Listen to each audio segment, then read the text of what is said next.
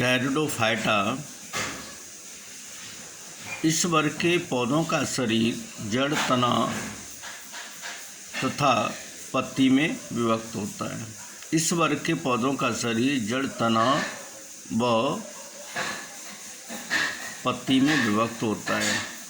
इनमें शरीर के एक भाग से दूसरे भाग तक जल तथा खनिज लवणों का संवहन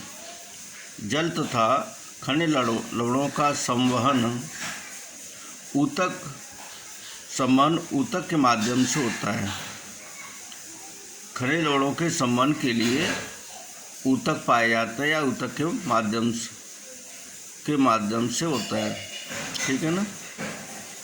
तो फिर ध्यान देंगे, इनमें शरीर के एक भाग से दूसरे भाग तक जल तथा खनिज लवणों के संवहन के लिए ऊतक पाए जाते हैं।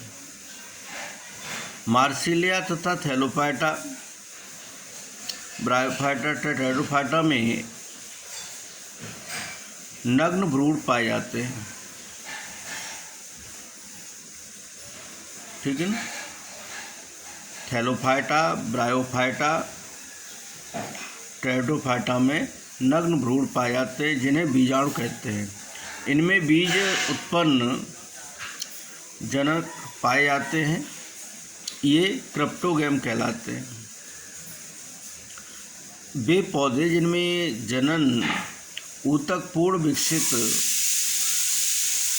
एवं विभाजित होते हैं तथा जनन प्रक्रिया के पश्चात बीज उत्पन्न करते हैं, उन्हें फेनरोगैम कहते हैं।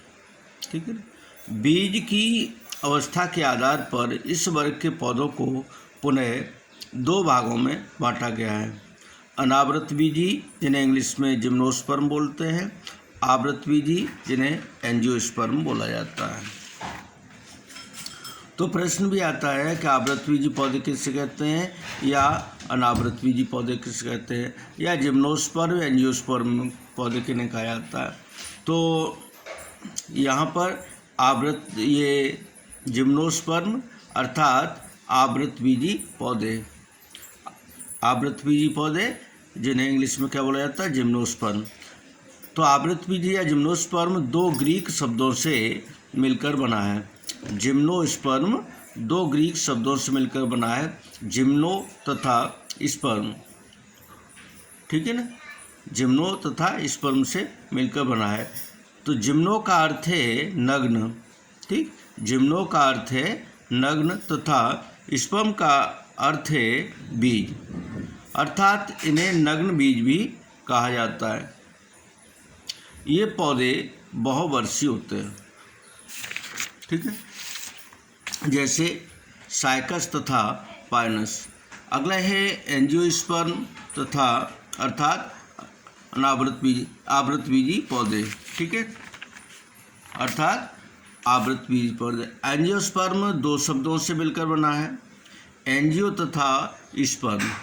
एंजियो का अर्थ है ढका हुआ, स्पर्म का अर्थ है बीज।